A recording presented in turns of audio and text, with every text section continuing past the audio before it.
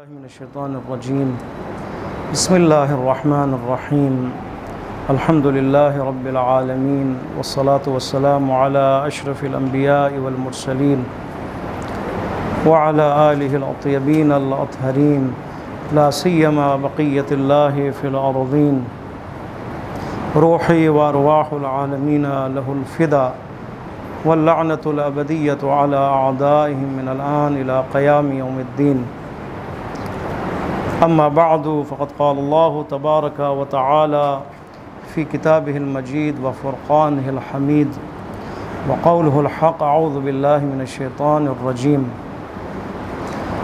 يا بني اسرائيل اذكروا نعمتي التي انعمت عليكم واوفوا بعهدي اوفي بعهدكم واياي فارهبون۔ صلوات پڑھی محمد و آل محمد اللہم صلی علی محمد و آل محمد وعجل فرجہم۔ پروردگار عالم کا لاکھ لاکھ شکر، خداوند متعال نے ہمیں اپنا ذاکر قرار دیا اور ہم خدا کی یاد میں، خدا کے گھر میں حاضر ہیں۔ اس پروردگار عالم نے ہمیں اپنے حضور سجدے کی توفیق دی، رکوع کی توفیق دی اور اپنے ذکر کی توفیق عطا کی۔ اور یقیناً بہت سے لوگ ہیں جو غافل ہیں مسجد سے بھی اور اللہ کے گھر سے بھی اور اللہ سے بھی، لہٰذا آپ لوگ خوش قسمت ہیں، غافلوں میں سے نہیں ہیں بلکہ بیدار لوگوں میں سے ہیں، ہوشیار لوگوں میں سے ہیں۔ خداوند متعال ہماری یہ بیداری جاری رہے انشاءاللہ، اور اس بیداری میں مزید اضافہ ہو۔ قرآن کتاب بیداری ہے۔ اس درس کا مقصد، اس تفسیر کا مقصد یہی ہے کہ ہفتے میں ایک دفعہ قرآن کے حضور میں ہم حاضر ہوں اور دیکھیں قرآن کیا کہہ رہا ہے۔ قرآن ہم سے مخاطب ہے۔ قرآن کا موضوع انسان ہے، حیوان تو نہیں ہے، یہ جن ہے، انسان ہے، فرشتے بھی نہیں ہیں۔ دو مخلوقات مخاطب قرآن ہے، ایک انسان اور ایک جن، جنہیں خداوند متعال نے تکلیف دی ہوئی ہے۔ تکلیف یعنی شرعی ذمہ داریاں دی ہوئی ہیں، اور دونوں مخلوقات خدا میدان اطاعت میں اور میدان عبودیت میں امتحان دے رہے ہیں۔ جو پاس ہوگا اس کے لیے بہشت ہے، جنت ہے، اور جو فیل ہوگا اس کے لیے جہنم ہے۔ ہمارا یہ سلسلہ گفتگو پہنچا ہے سورہ بقرہ کی 40 نمبر آیت میں، اور شب اربعین بھی ہے اور 40ویں ہے امام کی، حسن اتفاق ہے یہ۔ اس سے پہلے 9 آیتیں حضرت آدم علیہ السلام کے بارے میں اور آپ کی خلافت کے بارے میں تھیں، آپ کی خلافت کے بارے میں۔ اور خلافت کیوں؟ افضلیت کی بنیاد پر، کیونکہ آپ افضل مخلوق ہیں۔ اس افضلیت کی بنیاد پر خداوند متعال نے فرشتوں کو سجدے کا حکم دیا۔ سب نے سجدہ کیا سوائے ابلیس کے۔ ابلیس ہو گیا دشمن خدا اور دشمن انسان اور جن۔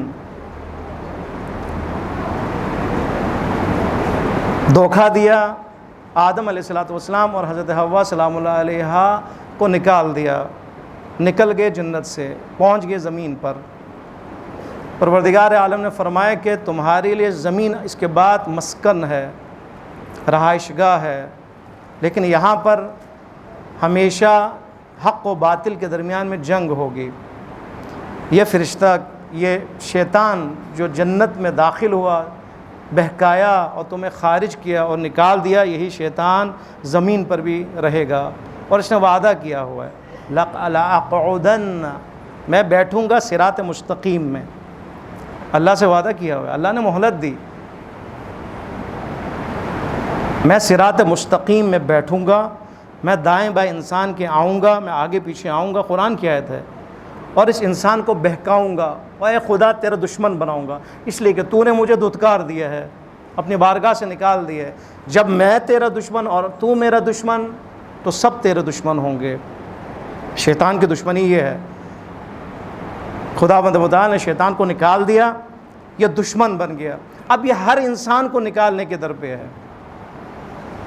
یہ جنت میں نہ جائے, یہ خدا بند متعال کے رضا اور خوشنودی کے حصول میں ناکام رہے.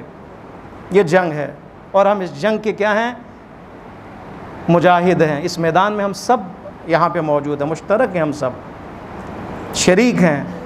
ہم اپنے آپ کو مجاہد سمجھتے ہیں نہیں سمجھتے, یہ اس ٹکراؤ میں اپنے آپ کو شامل سمجھتے ہیں نہیں سمجھتے, یہ ہماری مرضی ہے.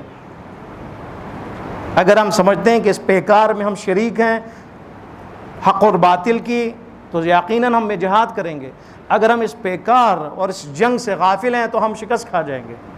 بیداری اسی کا نام ہے. بیدار زندگی, بیداری یعنی انسان دشمن شناس بن جائے, شیطان شناس بن جائے, اور خدا شناس بن جائے, اور اپنا مقصد جو ہے مقصد شناس بن جائے, ہدف شناس بن جائے. یہ ہے بیداری. اس سے پیچھے ہٹے گا انسان, چلا جائے گا کس میں؟ غفلت میں. ایک داستان ہے, ایک واقعہ ہے جو بیان ہوا 9 آیتوں میں. ایک پیکیج ہے جس میں بیان ہوا ایک داستان. یہ داستان ایک فارمولے کے عنوان سے ہے, مکمل ایک نقشہ ہے کہ یہ کرو گے تو یہ ہوگا تمہارے لیے, اگر یہ کرو گے تم نیچے گر جاؤ گے, نکال دیے جاؤ گے. ایک اور داستان شروع ہوا چاہتا ہے, وہ کیا ہے؟ بنی اسرائیل کی کہانی, سچی کہانی. اسی سے شبیہ ہے, یعنی اسی جو فارمولے کے عنوان کے تحت ہے, اور جتنے بھی واقعات زمین پر رونما ہوں گے اسی فارمولے کے تحت ہوگا. اب غور کریں, وہاں پہ کیا ہوا؟ آدم علیہ السلام جناب حوا کو نکال دیا گیا. کہاں سے؟ بہشت سے, جنت سے. بنی اسرائیل کو بھی مصر سے نکال دیا گیا. دیکھا آپ نے, وہاں پہ جنت میں نعمات الہی ہے. خداوند متعال نے بنی اسرائیل کو بھی بہت سی نعمتیں عطا کی جو کسی دوسری قوم کو عطا نہیں کی. یہاں پر بھی غلطیاں ہوئیں بہشت میں آدم اور حوا سے, یہاں پہ بھی بہت سی غلطیاں ہوئیں, معصیت انجام دیا.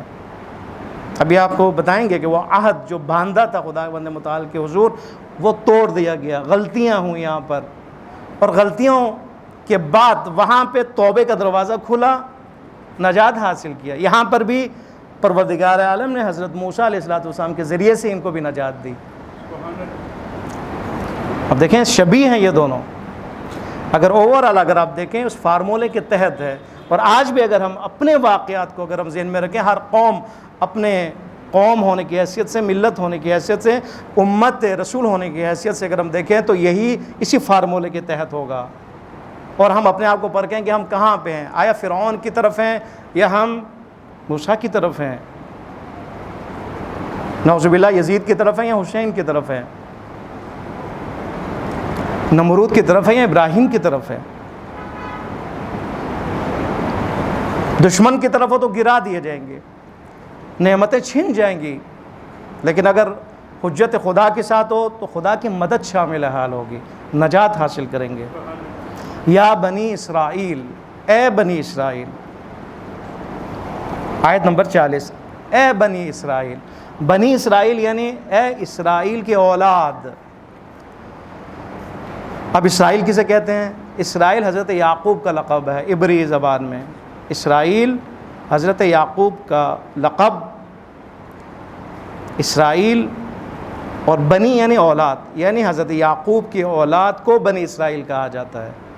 اب اسرائیل کہنے کی وجہ کیا ہے, اس کی بھی لیے بھی مفسر نے بیان کی ہے کہ حضرت یعقوب کو یہ لقب کیوں ملا اسرائیل. علماء فرماتے ہیں اسرا عبد کو کہا جاتا ہے, ایل اللہ کو کہا جاتا ہے. کیا مراد ہوا؟ بندے اللہ. اگر آپ اس کو کنورٹ کریں عربی زبان میں وہ کیا ہوگا؟ عبداللہ. اسرائیل یعنی عبداللہ, یعنی حضرت یعقوب کا لقب کیا ملا؟ عبداللہ. اللہ کے بندے تھے, یعقوب اللہ کے بندے تھے, عبودیت کے اس منزل پہ فائز تھے. اسرائیل لقب پایا انہوں نے, اور ان کی اولاد آپ کو پتہ ہے حضرت ابراہیم علیہ السلام نے 2 شادی کی، حضرت حاجرہ، حضرت سارہ. حضرت حاجرہ سے اسماعیل علیہ السلام، حضرت سارہ سے اسحاق علیہ السلام. حضرت اسماعیل علیہ السلام اور ان حاجرہ کو مکے میں آباد کیا، اور جناب سارہ کے ساتھ خود فلسطین کنعان میں آباد ہوئے. اس کے بعد کنعان میں پھر نسل بڑھی، اور وہاں پر حضرت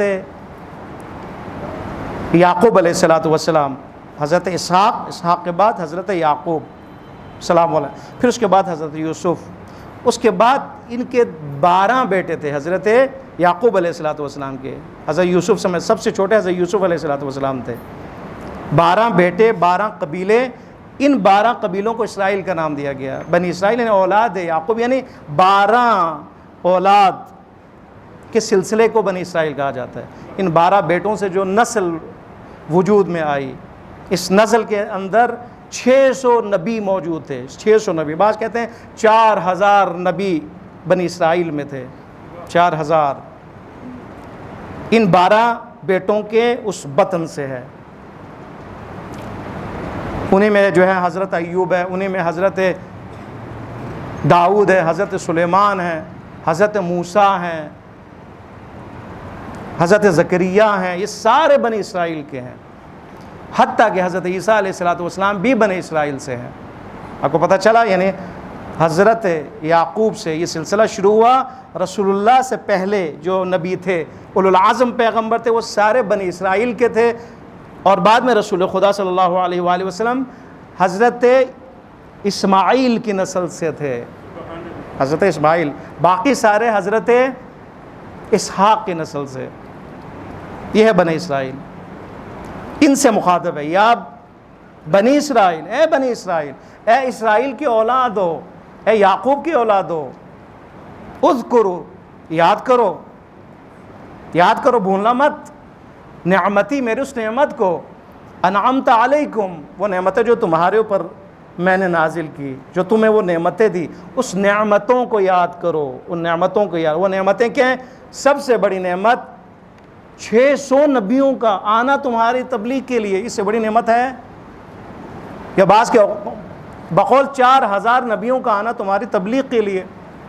تم بگڑے، ایک اور نبی آئے، پھر بگڑے ایوب سلام اللہ علیہ آئے، پھر تم بگڑے، حضرت موسیٰ کو بھیجا، پھر حضرت موسیٰ کے بعد 400 سال بعد حضرت طالوت، پھر اس کے بعد حضرت داؤد، حضرت سلیمان. یہ سارے تبلیغ کے لیے تمہارے. اس سے بڑی نعمت ہو سکتی کوئی کہ اللہ نے اپنی حجتیں بھیجی ہو تمہارے لیے، تمہیں نجات دینے کے لیے. اور ان میں سے حضرت یوسف کو حکومت دی، اور اس سے بڑی حکومت حضرت سلیمان کو دی. پوری زمین پر حکومت، ہواؤں پہ حکومت، جنات پہ حکومت، پرندوں کے اوپر، حیوانوں کے حکومت، جنوں کے اوپر حکومت. ہے کہیں پہ ایسی کوئی حکومت ہے کہیں پہ؟ ہے تصور آج تک جب سے یہ کائنات خلق ہوئی ہے؟ یہ حضرت سلیمان کن سے ہیں؟ بنی اسرائیل سے ہیں. خوب یہ نعمت ہے تمہارے لیے جو تمہیں نجات دی، پھر نجات دی. کنعان میں تھے، پھر اس کے بعد حضرت یوسف علیہ السلام اپنے اس کہانی کو آپ یاد کریں، اس فلم کو اگر آپ نے دیکھا، بچپن میں کنویں میں ڈال دیے گئے، اس کے بعد بازار ان کو لایا گیا، پھر خریدا گیا، پھر عزیز مصر پہنچے، پھر مصر میں پہنچے، عزیز مصر وہاں پہ ولی عہد بنے. ان کو دیکھ کر باقی جو کنعان میں تھے حضرت یعقوب اور ان کے اولادیں، پھر وہ پہنچے کہاں پر؟ فلسطین سے مصر میں. مصر میں آئے، یوسف علیہ السلام کی حکومت ہے. یہ حکومت پھر بعد میں نہیں رہی، فرعونیوں کے ہاتھ میں یہ حکومت چلی گئی. پھر وہاں پر سختیاں شروع ہوئی، ٹارچر شروع ہوا، سختیاں شروع ہوئی، مار کٹائی شروع ہوئی، جیل میں صعوبتیں شروع ہوئی. اس کے بعد حضرت ایوب کو بھیجا، پھر اس کے بعد حضرت موسیٰ علیہ السلام کو بھیجا ان کی مدد کے لیے، ان کو نجات دینے کے لیے. تو یہ نعمت نہیں ہے؟ نجات دینے والا حضرت موسیٰ علیہ السلام. نجات دینے کے بعد پھر حضرت موسیٰ دوبارہ لے کے گئے کہاں؟ فلسطین. ان کو کنعان میں لے کے گئے، پھر وہاں پہ حکومت بنائی، حکومت وہاں پہ بنی، پھر حکومت بھی خدا نے عطا کی. انبیاء کو تبلیغ کے لیے بھیجا، یہ نعمت. اس کے بعد ان کو نجات دیا، دوسری نعمت. اور اس کے علاوہ کوئی ایسی قوم نہیں ہے کہ جن کو خدا نے مفت خوراک دیا ہو من و سلوا کی صورت میں. من و سلوا. جب حضرت موسیٰ علیہ السلام ان کو لے کے گئے, نجات دیا فرعونیوں سے رات کے اندھیرے میں, پھر وہ دریا کا واقعہ, دریا شق ہوا, پہنچے اس سائڈ پہ, جو ہے اس سائڈ پہ پہنچے بگڑ گئے. جی جی ابھی بتاتا ہوں, ابھی بتاؤ. پہنچ گئے دوسری طرف پہنچے, کچھ لوگ ایک بت کی پوجا کر رہے تھے. کیا کہتے ہیں حضرت موسیٰ سے, یہ لوگ ابھی نجات پائے ہیں, نجات بھول گئے, وہ نعمت بھول گئے, وہ آزادی بھول گئے. کہتے ہیں یا موسیٰ کتنا خوبصورت ہے یہ بت, نہیں ہو سکتا اس کی پوجا کی جائے. بھول جاتا ہے انسان, فوراً بھول جاتا ہے انسان. حیران ہو گیا حضرت موسیٰ علیہ السلام. خدا نے, قرآن کی آیت ہے, یتیہون, خدا نے 40 سال ان کو دربدر کیا. خوب نجات کے بعد کیا ہونا چاہیے تھا, ایک بہترین زندگی ہونی چاہیے تھی, لیکن صرف اس بات پر کہ انہوں نے فوراً بلا دیا اور تقاضا کیا, شرک کا تقاضا کیا. پروردگار عالم نے 40 سال ان کو سرگردان کیا. وہاں پہ کیا تھا, نہ کھانا نہ پینا. خدا نے پھر بھی اپنا فضل کیا, اپنی رحمت نازل کی, کیونکہ موسیٰ ہے ساتھ, حجت خدا ساتھ ہے. من و سلوا آنے لگا. من اور سلوا, سلوا کہا جاتا ہے, مختلف تفسیریں اس کی. من اور سلوا, من سے مراد ظاہراً درخت پہ جو ہے ایک گوند نما شیرین میٹھی کوئی چیز وہاں پہ ان پتوں پہ آ جاتی تھی. بعض کہتے ہیں جس طرح آپ دیکھیں سردیوں میں یا گرمیوں میں شاید اوسط پڑتا ہے, نمی آتی ہے, اوسط پڑتا ہے درخت اس گھاس کے اوپر, اس طرح کی کوئی چیز تھی, یا درختوں پہ یا اس زمین پر. خداوند متعال کی طرف سے یہ جاتے تھے, اس گوند نما اس غذا کو لیتے تھے جو میٹھی بھی تھی, اور اس کو کھاتے تھے, تناول فرماتے تھے. ان کو لیتے تھے, جمع کرتے تھے, جمع کر کے لے جاتے تھے, یہ وہیں پہ کھاتے تھے. من و سلوا.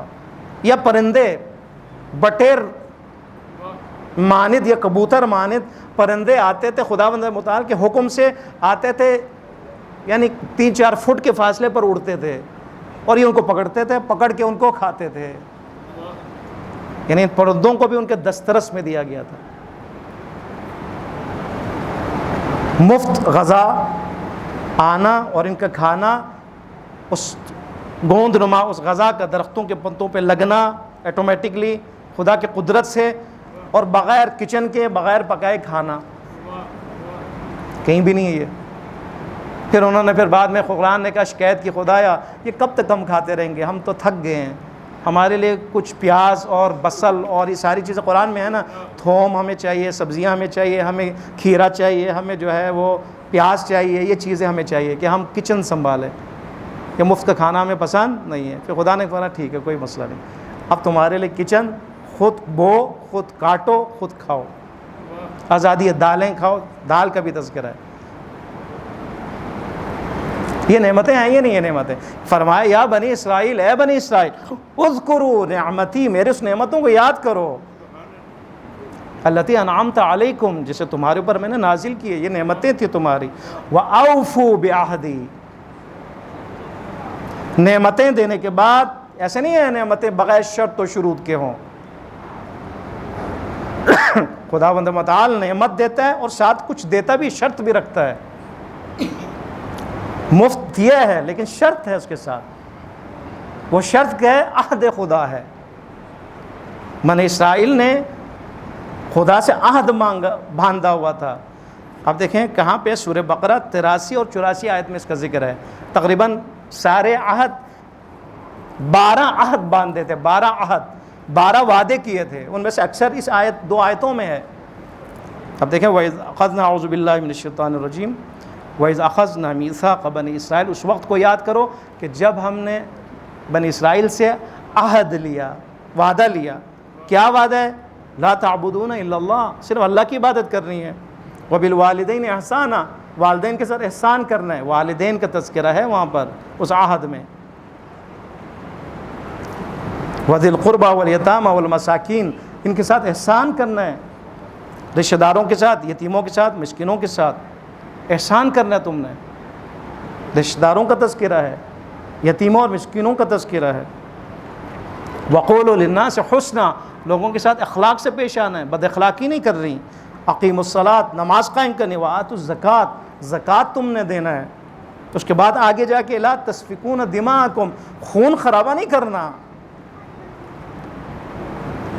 ولا تخرجون انفسکم، ایک دوسرے کو وطن سے نہیں نکالنا. یہ سارے کیا ہیں؟ وہ عہد ہے جو 83 اور 84 آیات سورہ بقرہ کی وہاں پہ ہے. اس کا مفسرین فرماتے ہیں یہ مراد ہے. یہ 12 جو عہد خدا نے لیے ہیں اور انہوں نے دیے ہیں اس کا تذکرہ ہے کہ تمہیں دی نعمتیں دی، نعمتوں کے ساتھ ایک عہد بھی تم نے باندھا ہوا ہے. یاد رکھو، نعمت کے شکرانے کے طور پر اس عہد کی پابندی کرنی ہے تم نے. وَأَوْفُوا، عہد کی پابندی کرو. اوفو بعہدی، جو میرے ساتھ جو تم نے عہد باندھا ہے، وعدہ کیا ہے، میثاق باندھا ہے، اس کا خیال کرنا ہے، اس کا لحاظ کرنا ہے. اوفی بعہدکم، میں بھی، خدا فرما رہا ہے میں تمہارے ساتھ وفا کروں گا. تم میرے ساتھ وفا کرنا، میں تمہارے ساتھ وفا کروں گا. خداوند متعال اللہم صلی علی محمد وآلہ. دو طرفہ ہے، دو وے ہے، ٹو وے یہاں پر. انسان نے بھی کام کرنا ہے، خدا بھی اس کے مقابلے میں کچھ کرے گا. ان تنصروا اللہ ینصرکم، انسان اگر تم اللہ کی مدد کرو گے تو اللہ تمہاری مدد کرے گا. تم کرو گے تو اللہ کرے گا. تم قدم اڑاؤ گے تو اللہ بڑھائے گا.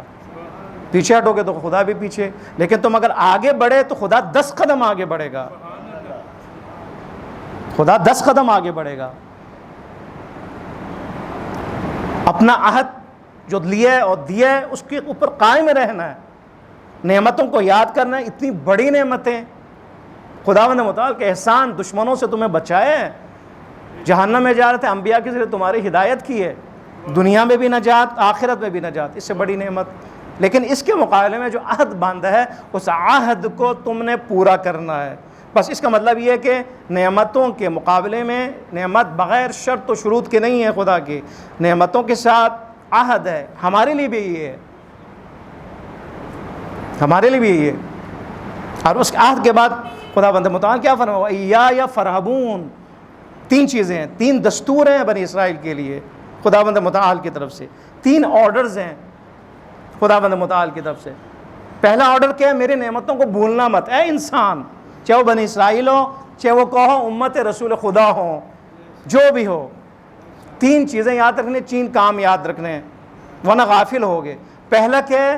خدا کی نعمتوں کو یاد رکھنا ہے، بھولنا نہیں ہے، ورنہ غفلت کا شکار ہو جاؤ گے. انسان ہے، نعمتوں کے ذریعے خدا تک پہنچتا ہے. وہ امام ہے کہ جو خدا کے ذریعے نعمتوں تک پہنچتے ہیں. فرق ہے ہمارے اور امام میں، معصوم میں.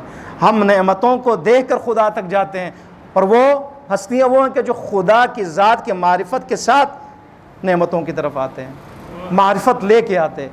ہم ان سے معرفت، نعمتوں کی معرفت سے خدا کی معرفت تک پہنچتے ہیں. وہ ہستیاں وہ ہیں کہ وہ ڈائریکٹ خدا کی ذات کی معرفت رکھتے ہیں، اس کے بعد دیکھتے ہیں خدا نے کیا کیا چیزیں عطا کی. وَإِيَّايَ فَارْهَبُونَ. تیسرا کیا ہے؟ مجھ سے ہی ڈرنا ہے، صرف مجھ سے ڈرنا ہے. فَإِيَّايَ یعنی مجھ سے.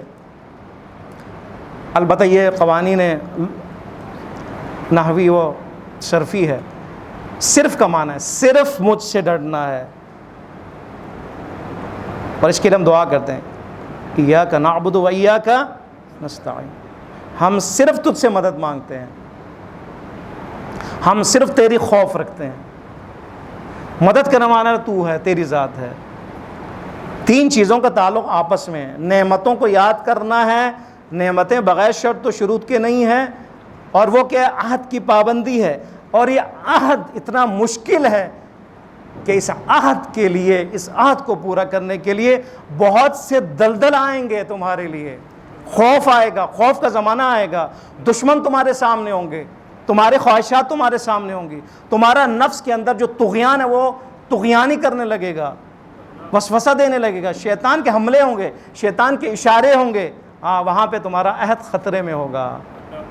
اس وقت کیا کرنا ہے؟ صرف مجھ سے ڈرنا ہے. صرف مجھ سے ڈرنا ہے، کسی اور سے نہیں ڈرنا۔ میرا خوف اس وقت رکھو گے تو پھر تم حاوی ہو جاؤ گے، غلبہ تو پاؤ گے تم ہر ایک کے اوپر، نفس کے اوپر بھی، شیطان کے اوپر بھی، شیاطین کے اوپر بھی۔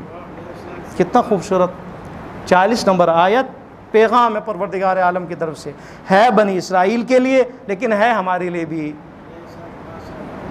ہمارے لیے کم نعمت ہے، رسول اللہ جیسی ہستی ہمارے لیے، رسول اللہ کے بعد 12 ہستیاں، 13 ہستیاں ہماری ہدایت کے لیے، یہ کم نعمتیں ہیں،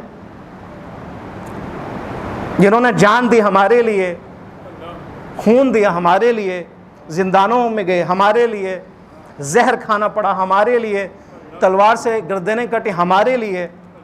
یہ سارا کیوں ہے؟ ہمارے لیے، انسان کے لیے، ہمیں بچانے کے لیے، ہمیں بیدار رکھنے کے لیے، ہمیں ہوشیار رکھنے کے لیے۔ خبردار، تمہاری قیمت ہے، تمہاری قیمت ہمارا خون ہے، تمہاری قیمت ہماری گردن ہے، اس کے لیے ہم اہل بیت کٹ جائیں کوئی پرواہ نہیں ہے، لیکن تم بچ جاؤ، تم غفلت سے نکل جاؤ، تم بیدار ہو، شیطان کے چنگل میں تم نے نہیں آنا۔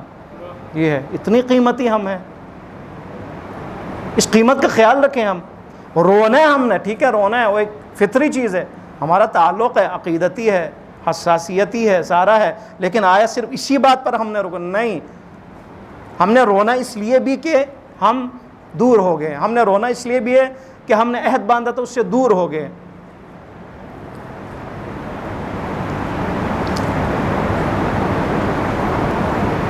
گریہ کی قسمیں ہیں، قسمیں عقیدتی گریہ ہے، احساساتی گریہ ہے، معرفتی گریہ ہے۔ علماء فرماتے ہیں معرفتی گریہ میں کیا ہے؟ معرفتی گریہ میں جو روتا ہے انسان، وہ اس لیے روتا ہے کہ کہتا ہے خدایا کتنی عظیم ہستیاں تھیں اور میں نالائق نکلا۔ معرفت حسین دیا اور میں ابھی بھی نالائق ہوں۔ فاطمہ زہرا جیسی شخصیت ہے لیکن میں بے حجاب ہوں۔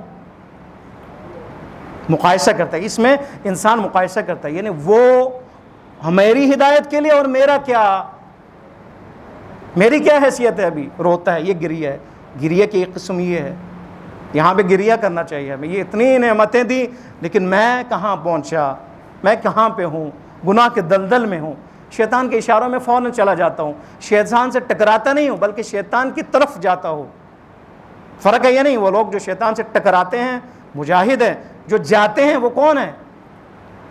خیانتکار ہیں۔ وہ گناہ دے کر اپنی آنکھوں کو موڑتے ہیں، اس شٹر کو بند کرتے ہیں، وہ مجاہد ہیں، لیکن آنکھیں کھول کے اپنے آپ کو زوم کرتے ہیں اس نامحرم کی طرف، یہ کون ہے؟ فرق ہے نا دونوں میں، پیچھا کرتے ہیں، پیچھا۔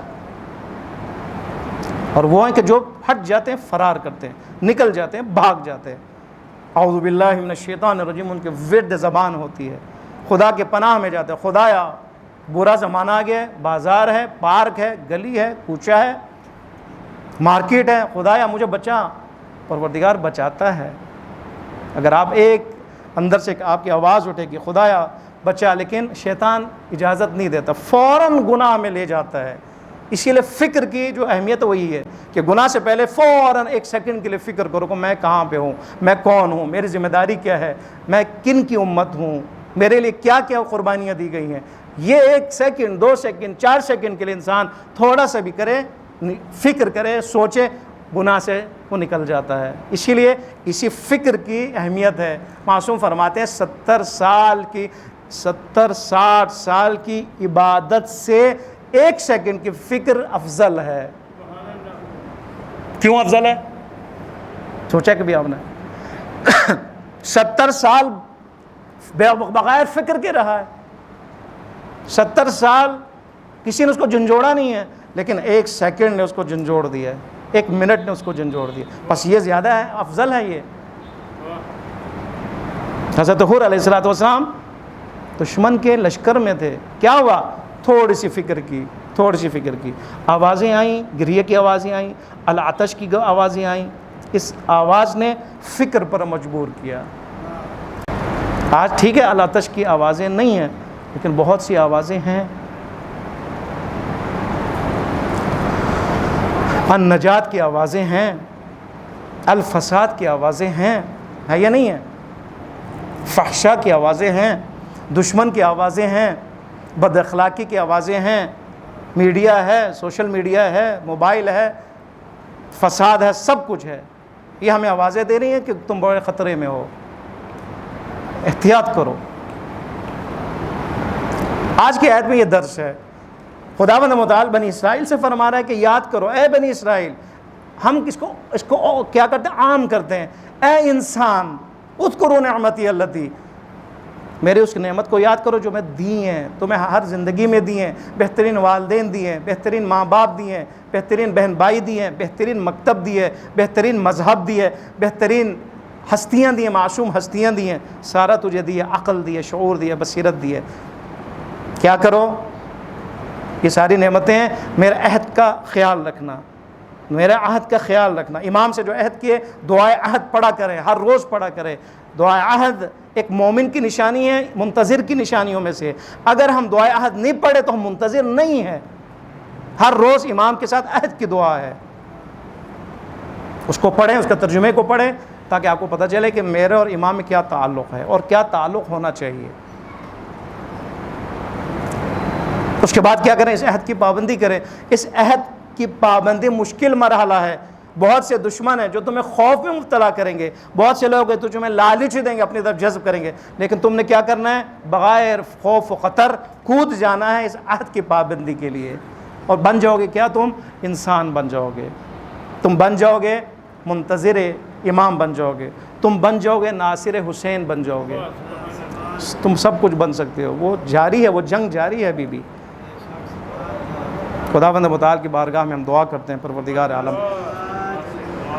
بحق قرآن و بحق مفسرین حقیقی قرآن، پروردگار ہماری اس نشست کو اپنی عبادت شمار فرما۔